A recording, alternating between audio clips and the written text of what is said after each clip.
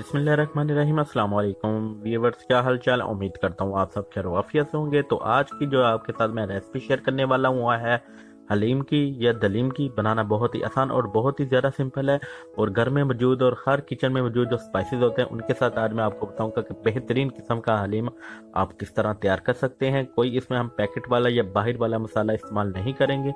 इंशाल्लाह ताला आपको यह रेसिपी पसंद आएगी। चलते हम इसके अज्जा की जानिब।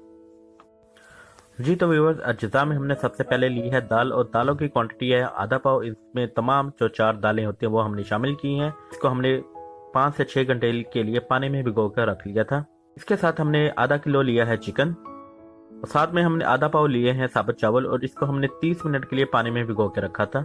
इसके साथ हमने आधा पाव लिया है गंदम का दलिया, इसको भी हमने 30 मिनट के लिए पानी में भिगो के रख लिया था। साथ में हमने 2 अदद लिए हैं टमाटर, 2 अदद हमने लिए हैं बड़े साइज के प्याज और स्पाइसेस में हमने 1 टेबलस्पून लिया है गरम मसाला साबुत, 1 टीस्पून हमने लिया है सुरख लाल मिर्च पाउडर, 2 टेबलस्पून हमने लिया है अदरक लहसुन पेस्ट, 1 टीस्पून हमने लिया है कुटी हुई लाल मिर्च। नमक इस्तेमाल करेंगे हम हस्बे जायका। 1 टीस्पून हमने लिया है गरम मसाला पाउडर और इसके साथ हमने हल्दी पाउडर लिया है, वो लिया है 2 टेबलस्पून। हलीम तैयार करने के लिए हम सबसे पहले पैन में डालेंगे चिकन और चिकन ऐड करने के बाद हम इसमें 1.5 लीटर जो है वो पानी शामिल करेंगे। पानी शामिल करने के बाद हम इसमें ऐड करेंगे हस्बे जायका नमक, 1/2 टेबलस्पून हम इसमें ऐड कर देंगे हल्दी पाउडर। हल्दी पाउडर और नमक शामिल करने के बाद हम अच्छी तरह से मिक्स कर लेंगे। मिक्स करने के बाद हम इसे 15 मिनट के लिए कवर करके हाई फ्लेम पर पकाएंगे। जी तो व्यूअर्स, 15 मिनट हो चुके हैं और हमारा जो चिकन है वो भी अच्छे तरीके से बॉयल हो चुका है। अब हम चिकन को अलहदा निकाल लेंगे। चिकन को अलहदा निकालने के बाद हम इससे हड्डी और बोटी को अलहदा कर लेंगे।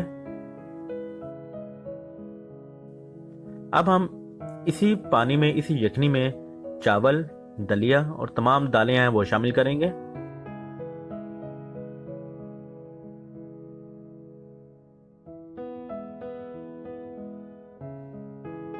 जी तो व्यूअर्स, यखनी में तमाम अज्जा शामिल करने के बाद अच्छे तरीके से इनको एक बार मिक्स कर लें। मिक्स करने के बाद हम इसे हाई फ्लेम पर 20 मिनट के लिए कवर करके पकाएंगे। जी तो व्यूअर्स, 20 मिनट हो चुके हैं। जो दाल है वो भी अच्छे तरीके से बॉईल हो चुकी है और मज़ीद जो इसमें पानी रह चुका है अब हम इसे हाई फ्लेम पर और खुश्क कर लेंगे। जी तो व्यूअर्स, दाल में से अच्छी तरह से पानी जो खुश्क हो चुका है अब हम इसमें चिकन शामिल करेंगे जो हमने हड्डी से अलहदा किया है। चिकन शामिल करने के बाद अब हम दाल को ग्राइंडर की मदद से ग्राइंड कर लेंगे और एक पेस्ट की तरह हमने इसे तैयार कर लेना है। जैसा कि व्यूअर्स आप देख सकते हैं कि दाल को हमने अच्छी तरह से ग्राइंड कर लिया है। अब हम एक पैन में मस्टर्ड ऑयल शामिल करेंगे। ऑयल शामिल करने के बाद अब हम इसमें ऐड करेंगे प्याज और प्याज जो है हमने आधा इस्तेमाल या इसमें ऐड करना है। प्याज ऐड करने के बाद हम इसे अच्छी तरह से फ्राई कर लेंगे।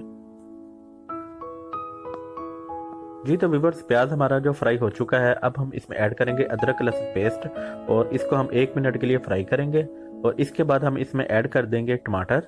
टमाटर को भी हम 1 से 2 मिनट के लिए फ्राई करेंगे। इसके बाद हम इसमें ऐड करेंगे तमाम हमारे पास जो स्पाइसेस हैं वो। आप इसमें अपने टेस्ट के मुताबिक भी स्पाइसेस ऐड कर सकते हैं।